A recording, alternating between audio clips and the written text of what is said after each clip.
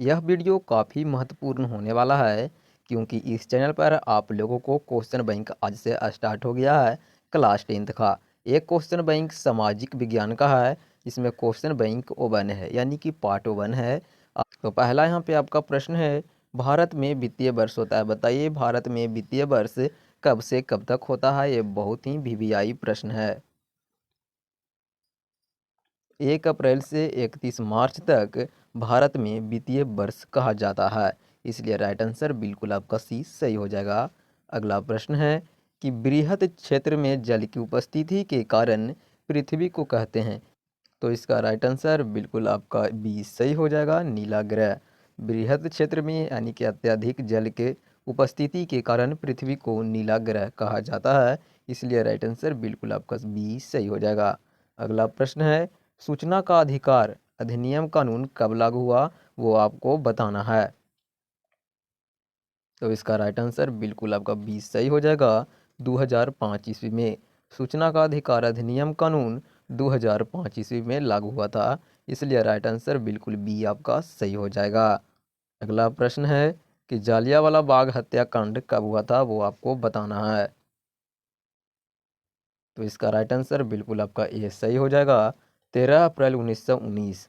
जालियांवाला बाग हत्याकांड 13 अप्रैल 1919 ईस्वी को हुआ था, इसलिए राइट आंसर आपको बिल्कुल ए सही हो जाएगा। हमारे चैनल पर सभी सब्जेक्ट का chapter by chapter objectives upload किया गया है, आप प्ले लिस्ट में जाके आप उसे चेक कर सकते हैं। अगला प्रश्न है, निम्नलिखित नदियों में से किसे बिहार का शोक कहा जाता है, यानी बिहार का शोक किस नदी को कहा जाता है, वो आपको बताना है। तो इसका राइट आंसर बिल्कुल आपका सी सही हो जाएगा, कोसी नदी। बिहार का शोक कोसी नदी को कहा जाता है, इसलिए राइट आंसर आपको बिल्कुल सी सही हो जाएगा। कई बार बोर्ड परीक्षा में पूछ चुका है, सभी प्रश्न आपको ऐसे तो बोर्ड परीक्षा में पूछ चुके हैं क्योंकि सही प्रश्न मेरा जो रहता है एनसीईआरटी पैटर्न पे रहता है। अगला प्रश्न है कि अंकोरवाट के मंदिर का निर्माण किस शासक के द्वारा कराया गया है, बताइए अंकोरवाट के मंदिर का निर्माण किसने कराया था। तो इसका राइट आंसर बिल्कुल आपका ए सही हो जाएगा, जो राजा सूर्यवर्मा द्वितीय थे वही ने कराए थे अंकोरवाट के मंदिर का निर्माण, राजा सूर्यवर्मा द्वितीय, आपको याद रखना है। अगला प्रश्न है कि भारतीय जनता पार्टी की स्थापना कब हुई, बताइए भारतीय जनता पार्टी की स्थापना कब हुई। तो इसका राइट आंसर बिल्कुल आपका बी सही हो जाएगा, 1980 ईस्वी में भारतीय जनता पार्टी की स्थापना 1980 ईस्वी में किया गया था। अगला प्रश्न है कि अंतर्राष्ट्रीय महिला दिवस किस तिथि को मनाया जाता है, बताइए अंतर्राष्ट्रीय महिला दिवस किस तिथि को मनाया जाता है। तो इसका राइट आंसर बिल्कुल आपका बी सही हो जाएगा, 8 मार्च को। अंतर्राष्ट्रीय महिला दिवस 8 मार्च को मनाया जाता है, इसलिए राइट आंसर बिल्कुल आपका बी सही हो जाएगा। अगला प्रश्न है कि यूरेनियम का प्रमुख उत्पादक केंद्र है, बताइए कि यूरेनियम सबसे ज़्यादा कहाँ पाया जाता है। तो इसका राइट आंसर बिल्कुल आपका डी सही हो जाएगा, जादूगोड़ा। यूरेनियम का प्रमुख उत्पादक जो केंद्र है वो जादूगोड़ा है, इसलिए राइट आंसर बिल्कुल डी आपका सही हो जाएगा। अगला प्रश्न है बहुत ही वीवीआई कि सुनामी कहाँ आती है, बताइए सुनामी कहाँ आती है, स्थल पर, समुद्र में, आसमान में या इनमें से कोई नहीं। आप बताइए कि सुनामी कहाँ आती है। तो इसका राइट आंसर बिल्कुल बी आपका सही हो जाएगा, समुद्र में। सुनामी जो आती है वो समुद्र में आती है, इसलिए राइट आंसर बिल्कुल बी आपका सही हो जाएगा। अगला प्रश्न है, बोलीविया में जनसंघर्ष का मुख्य कारण क्या था, बताइए बोलीविया में जो जनसंघर्ष हुआ था उसका मुख्य कारण क्या था। तो इसका राइट आंसर बिल्कुल आपका ए सही हो जाएगा, पानी की कीमत में वृद्धि। बोलिविया में जनसंघर्ष का मुख्य कारण था पानी की कीमत में वृद्धि, इसलिए राइट आंसर बिल्कुल ए आपको सही हो जाएगा। अगला प्रश्न है, भारत का राष्ट्रीय पक्षी कौन है, ये आप लोग सभी जानते होंगे, बताइए भारत का राष्ट्रीय पक्षी कौन है। तो इसका राइट आंसर बिल्कुल सी आपको सही हो जाएगा, मोर। लेकिन आपको बोर्ड परीक्षा में मोर की जगह आपका संस्कृत में रहता है मयूर रहता है, मोर की जगह आपका मयूर रहता है, तो आप मयूर पर टिक कर दीजिएगा, यहाँ आपको मोर नहीं देखने को मिलेगा। मयूर आपको रहता है।